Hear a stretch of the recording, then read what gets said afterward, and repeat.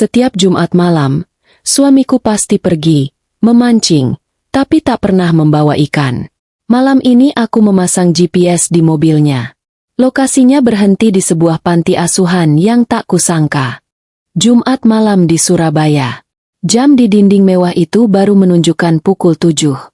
Di rumah megah itu, Winda sedang sibuk di dapur. Tangannya begitu lincah menyiapkan bekal. Nasi goreng spesial, kesukaan suaminya, Arga. Ini adalah rutinitas mereka. Sebuah potret keluarga yang tampak begitu sempurna di mata siapa saja.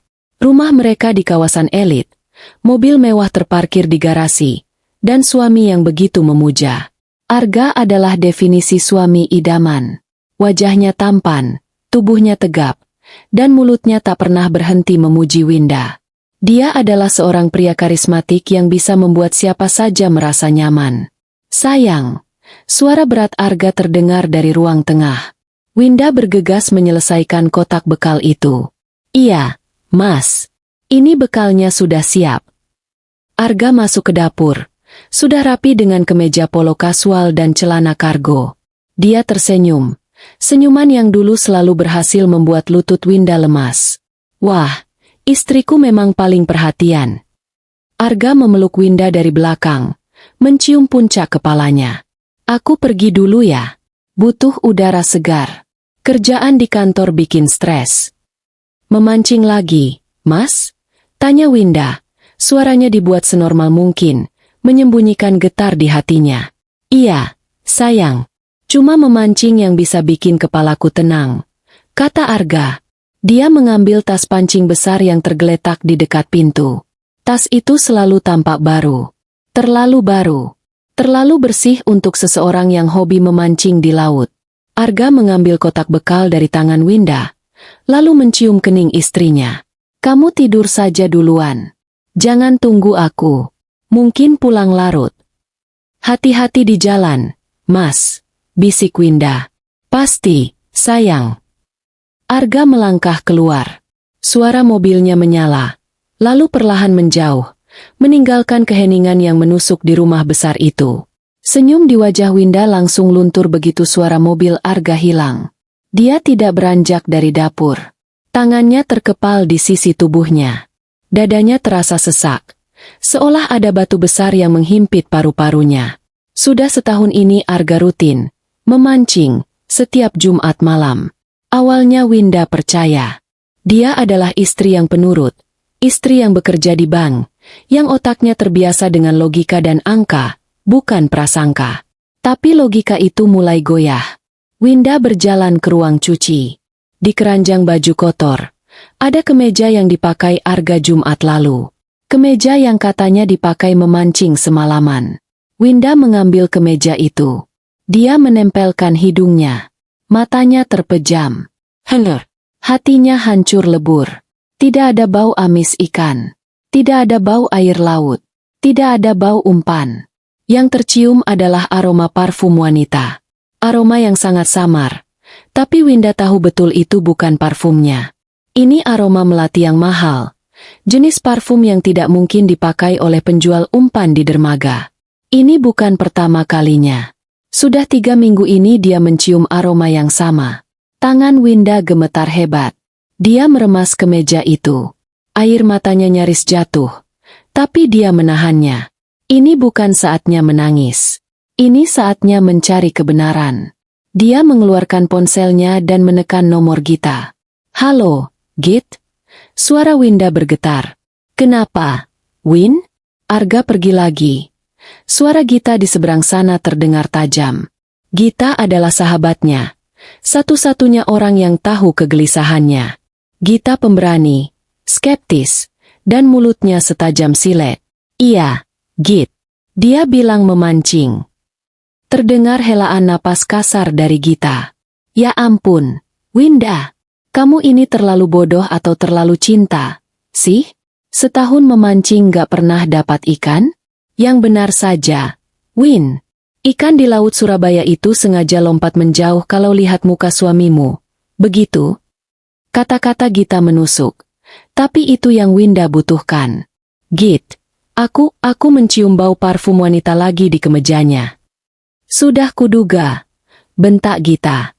Laki-laki kalau sudah bohong, gerak-geriknya itu kelihatan. Tas pancingnya saja bersih mengilap begitu. Itu tas pancing atau tas kosmetik?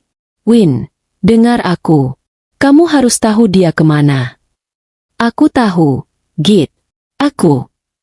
Winda menggigit bibirnya. Aku sudah membelinya.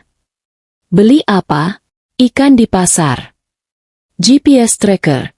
Git. Yang kecil. Hening sejenak. Lalu Gita tertawa. Nah, itu baru sahabatku. Otak bankirmu akhirnya dipakai juga. Sudah kamu pasang? Belum. Aku takut, Git. Takut apa? Takut tahu suamimu bajingan? Lebih baik tahu sekarang daripada kamu hidup dalam kebohongan selamanya. Win, sekarang, pasang benda itu. Panggilan itu dimatikan oleh Gita. Tangan Winda yang gemetar kini berhenti. Getaran itu berubah menjadi sesuatu yang lain. Amarah, kemarahan yang dingin dan penuh perhitungan. Dia berjalan ke kamarnya, membuka laci nakas, dan mengambil sebuah kotak kecil. Di dalamnya ada alat pelacak GPS mungil, warnanya hitam. Dia sudah membelinya minggu lalu, tapi keberaniannya baru terkumpul malam ini. Dia mengaktifkan alat itu, menghubungkannya dengan aplikasi di ponselnya. Dengan langkah pasti, Winda berjalan ke garasi. Dia tahu Arga selalu memarkir mobilnya sebentar di minimarket ujung jalan sebelum benar-benar pergi. Arga selalu membeli kopi di sana. Itu kebiasaannya. Itu adalah jeda waktu yang Winda miliki. Jantungnya berdebar begitu kencang, seperti genderang perang.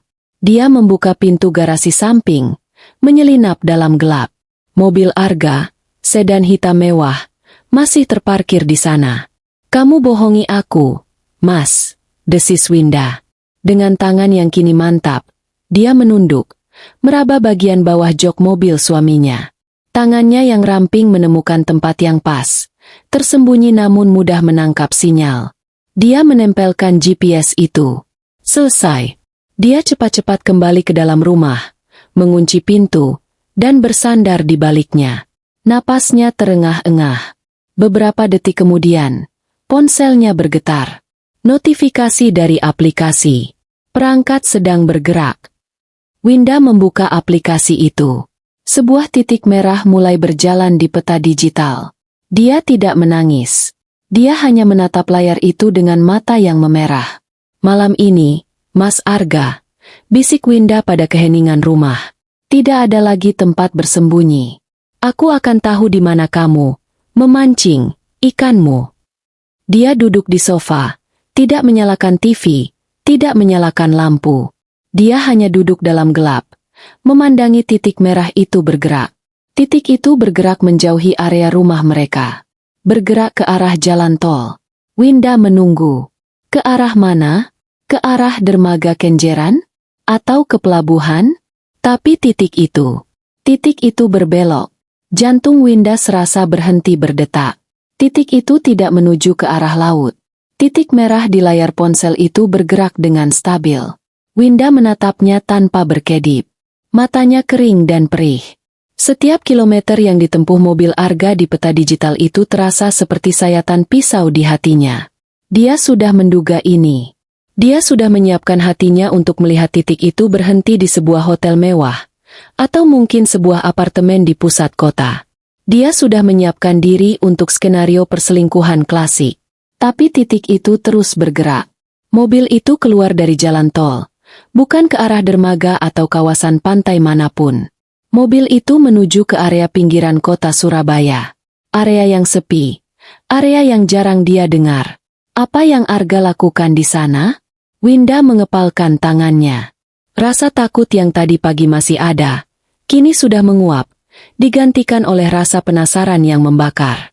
Dia tidak bisa hanya duduk diam dan menunggu. Dia menyambar kunci mobilnya sendiri. Winda tidak peduli lagi. Dia harus melihat dengan mata kepalanya sendiri. Dia harus tahu kebohongan apa yang sedang dimainkan suaminya.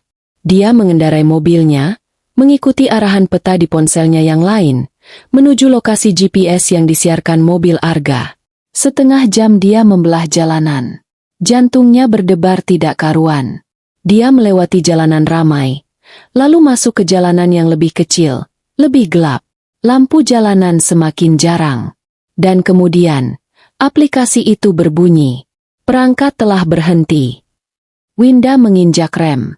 Dia mematikan lampu mobilnya, parkir di tikungan jalan yang gelap, sekitar 100 meter dari lokasi. Dia melihat ke depan. Jantungnya serasa diremas. Itu bukan hotel. Itu bukan apartemen. Di depannya berdiri sebuah bangunan berpagar tinggi. Di gerbangnya ada papan nama yang sudah agak kusam, diterangi satu lampu redup. Panti Asuhan Pelita Hati. Winda terdiam. Panti asuhan?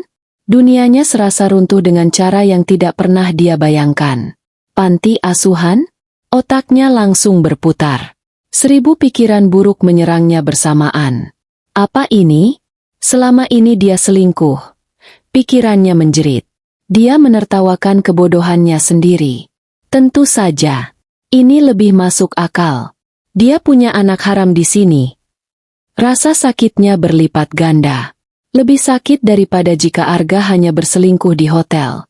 Ini berarti, kebohongan ini sudah berlangsung lama. Sangat lama. Atau, pikiran Winda semakin liar. Atau dia berselingkuh dengan salah satu pengurus panti. Winda merasa mual. Membayangkan Arga, suaminya yang karismatik, yang selalu tampil sempurna, bermain gila di tempat yang seharusnya suci, tempat anak-anak malang dirawat. Rasa jijik menjalari tubuhnya. Winda mencengkeram kemudi mobilnya kuat-kuat. Dia harus tenang. Dia butuh bukti. Dia mengamati dari kejauhan.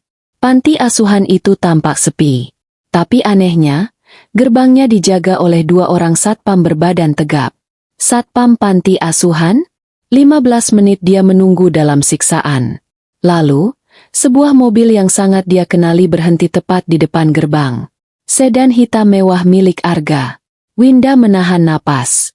Dia melihat Arga turun dari mobil. Dan dadanya kembali sesak. Arga tidak membawa tas pancingnya. Tas itu tidak ada. Dia turun dengan tangan kosong, hanya membawa ponsel dan dompetnya. Lalu untuk apa tas pancing itu setiap minggu? Apa isinya? Gerbang panti terbuka. Arga tidak masuk begitu saja. Dia disambut. Seorang wanita anggun, usianya mungkin akhir 40-an, keluar dari dalam. Wanita itu memakai gamis sederhana namun tampak mahal. Wajahnya keibuan, senyumnya ramah. Ibu Farah. Winda membaca nama di papan struktur organisasi panti yang samar-samar terlihat. Pengurus panti. Winda melihat suaminya, Arga, berbicara dengan wanita itu. Mereka tampak akrab. Terlalu akrab. Arga tertawa. Ibu Farah itu menepuk lengan Arga. Lalu mereka berdua berjalan masuk ke dalam panti. Bersama-sama. Di Jumat malam yang larut, gerbang ditutup kembali. Kedua satpam itu berjaga dengan waspada. Winda terduduk lemas di kursinya.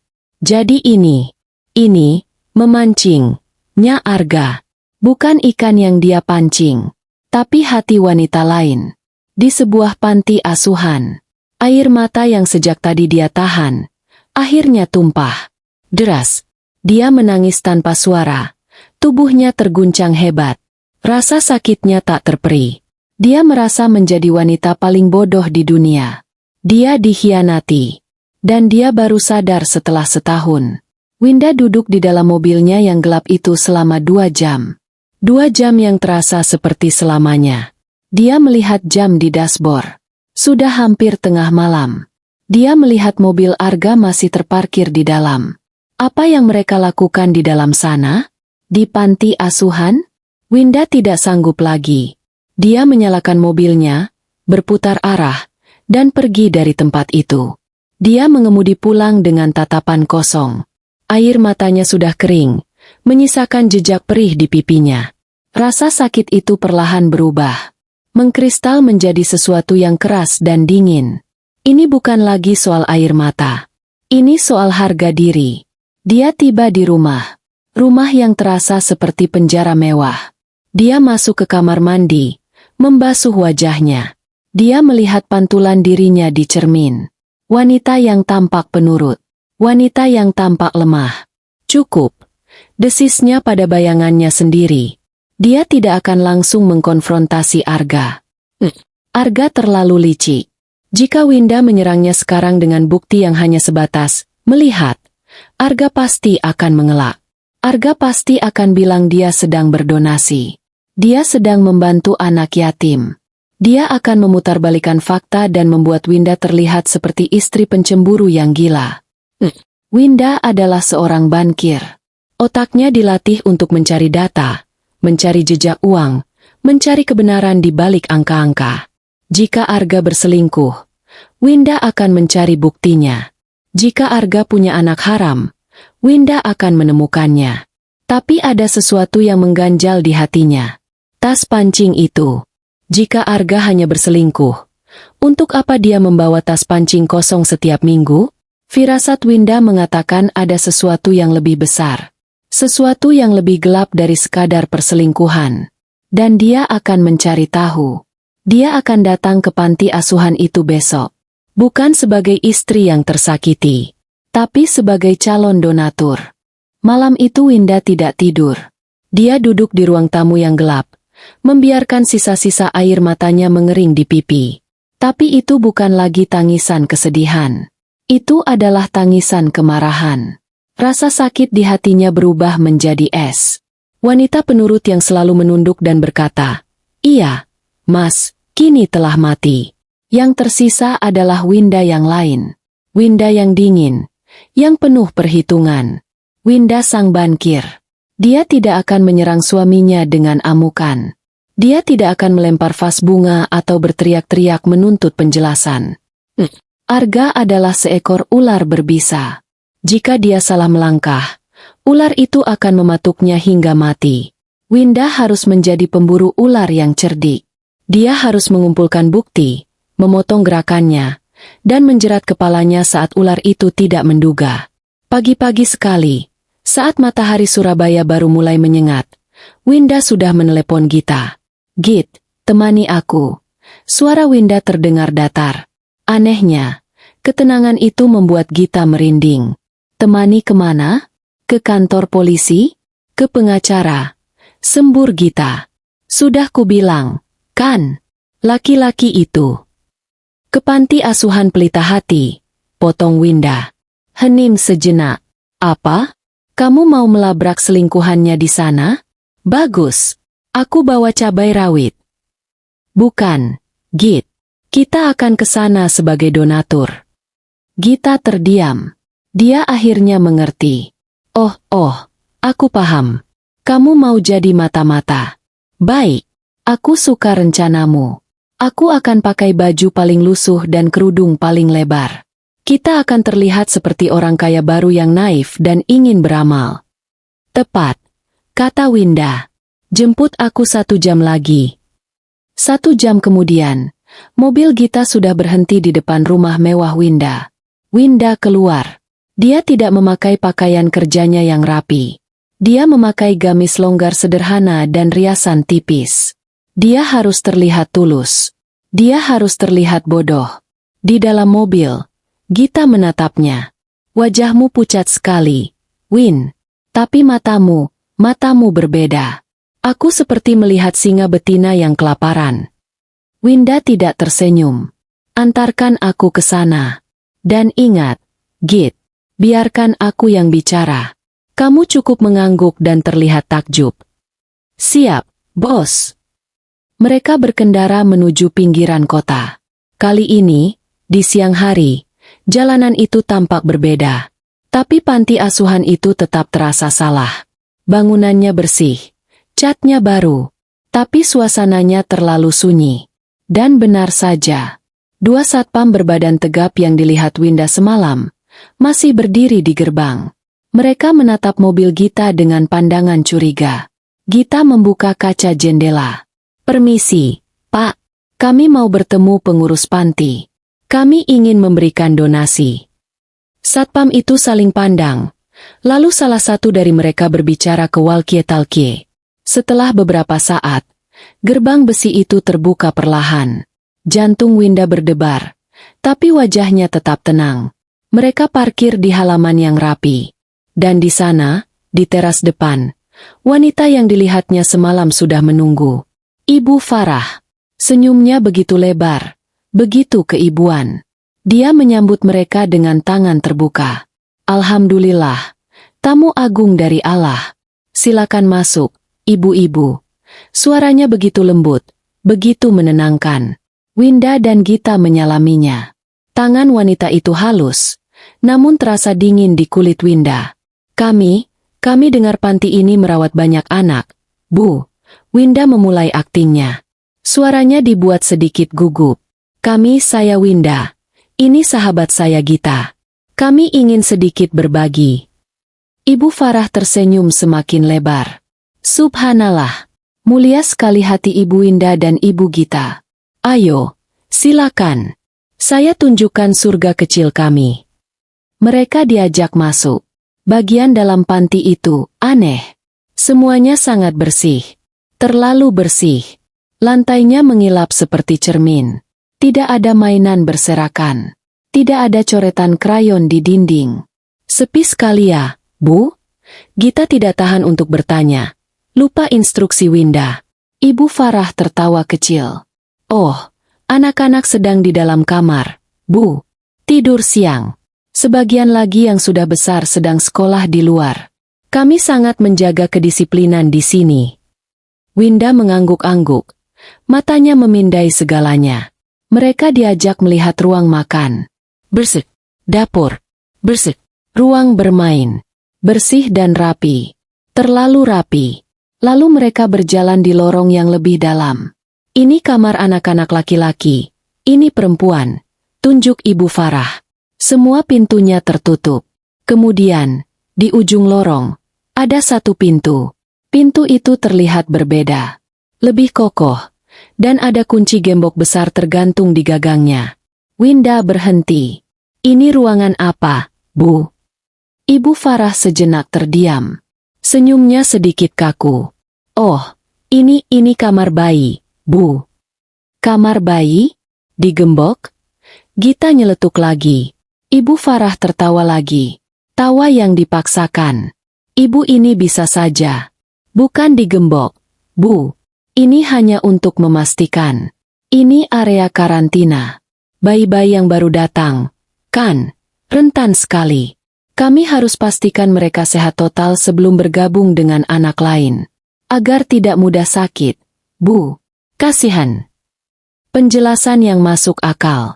Tapi bagi Winda, itu adalah kebohongan terbesar yang pernah dia dengar.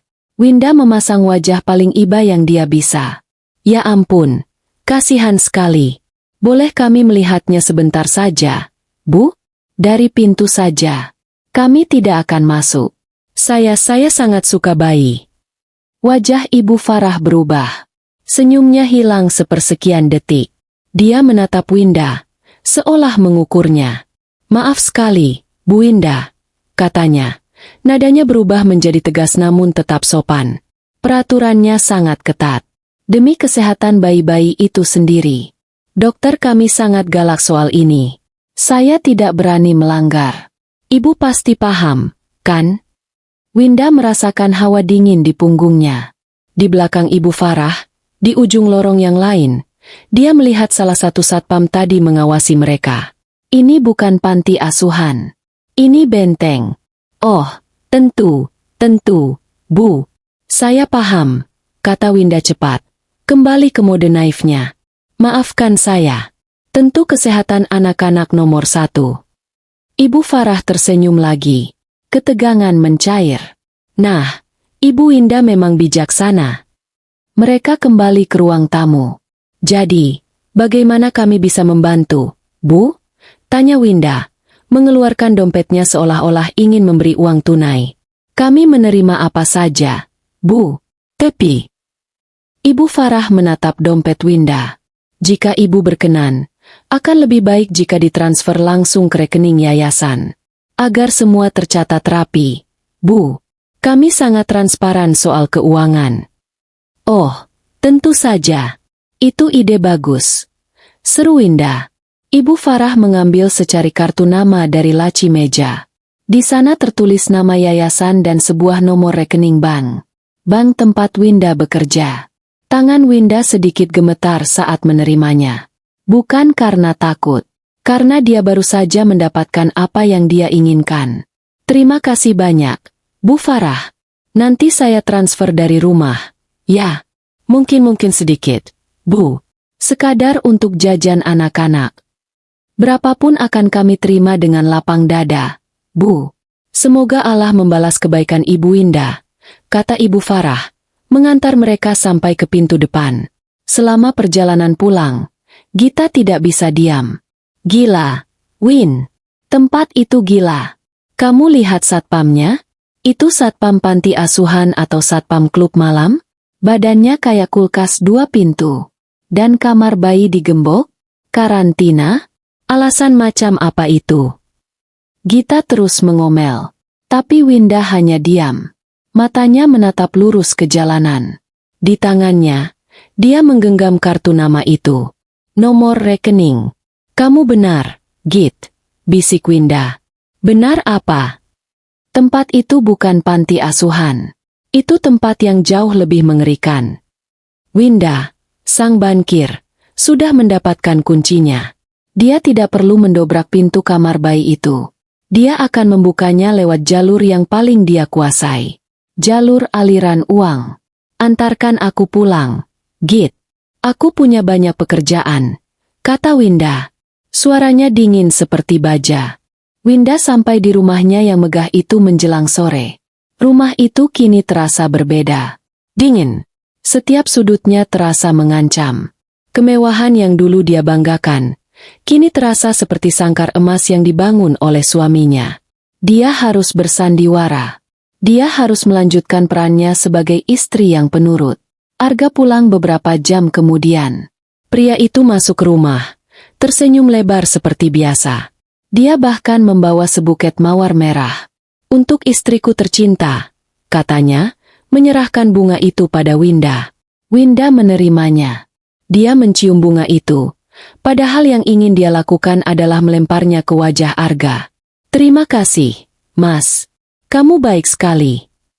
Tentu saja. Kamu sudah masak apa? Aku lapar sekali.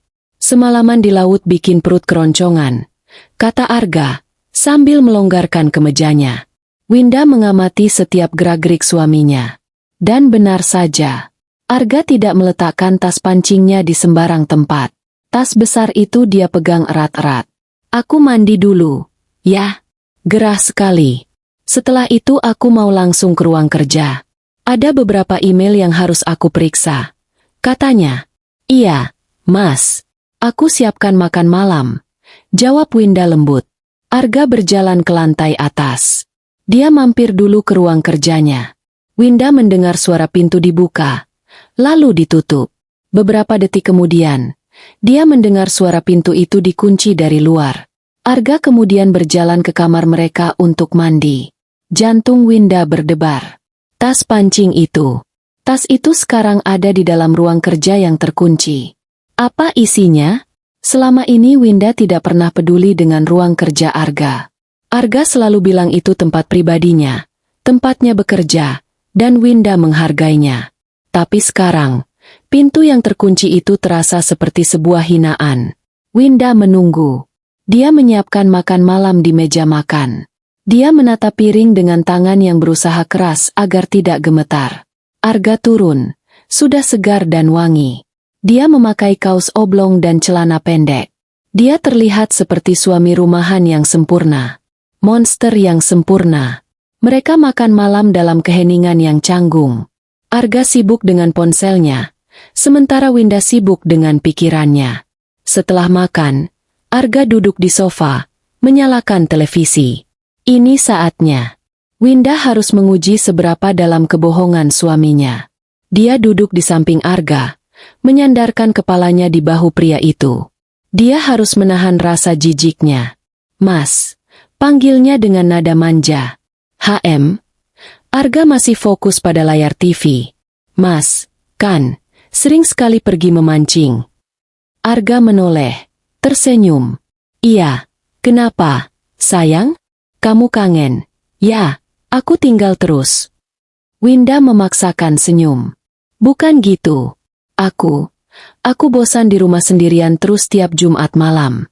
Kapan-kapan, aku boleh ikut memancing. Pertanyaan itu lolos dari bibirnya. Seketika, suasana berubah. Arga tertawa. Tapi itu bukan tawa hangat yang biasa dia berikan pada Winda. Itu tawa yang dingin. Tawa yang meremehkan. Ikut memancing. Ulangnya. Lalu, wajahnya berubah serius.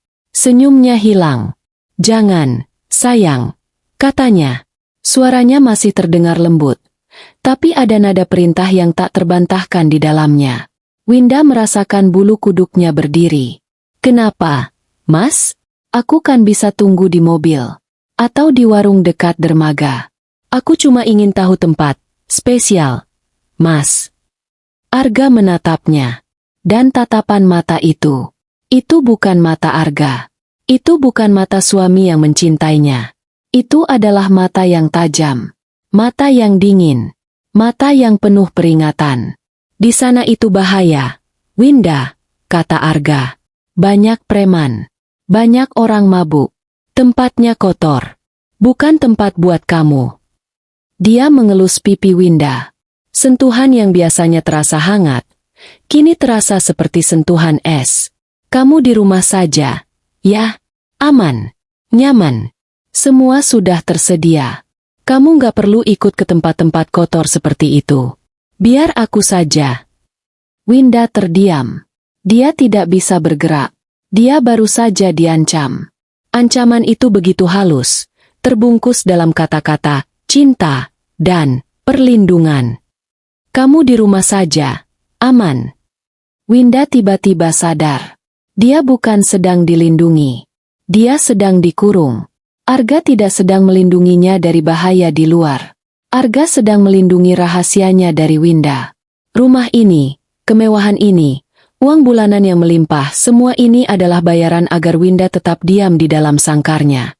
Agar Winda tidak pernah bertanya, tidak pernah curiga. Kengerian itu menjalari tulang punggungnya. Pria yang tidur di sebelahnya setiap malam. Pria yang dia layani. Pria yang dia cintai. Adalah penjaganya. Iya, Mas, bisik Winda, menundukkan kepalanya. Kembali memainkan perannya sebagai istri penurut. Maaf, aku cuma iseng bertanya. Arga tersenyum lagi. Kali ini senyumnya kembali hangat. Nah, gitu, dong. Istri pintar. Sudah, sekarang buatkan aku kopi, ya.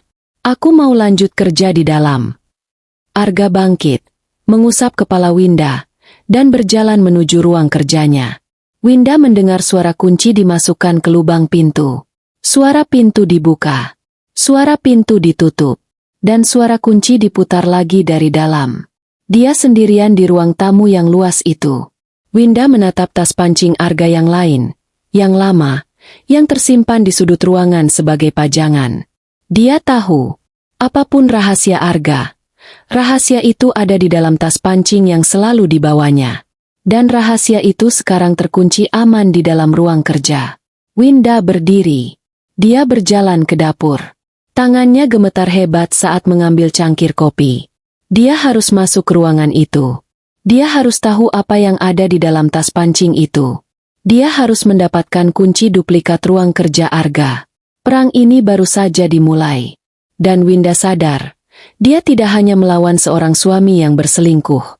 Dia melawan seorang pria yang berbahaya. Seorang pria yang mengurungnya. Hari Senin. Setelah akhir pekan yang terasa seperti neraka, Winda harus berpura-pura menjadi istri yang manis di depan Arga. Dia harus tertawa saat Arga melucu, melayaninya di meja makan, dan menahan rasa mual saat Arga menyentuhnya. Dia hidup dalam kebohongan, sama seperti suaminya. Tapi kebohongannya punya tujuan. Pagi itu, Winda berdandan rapi. Dia memakai blazer kerjanya yang paling tajam. Dia menatap pantulan dirinya di cermin. Wajahnya pucat, tapi matanya menyala. Hari ini, dia bukan hanya Winda, istri yang dikhianati. Hari ini, dia adalah Winda, sang bankir.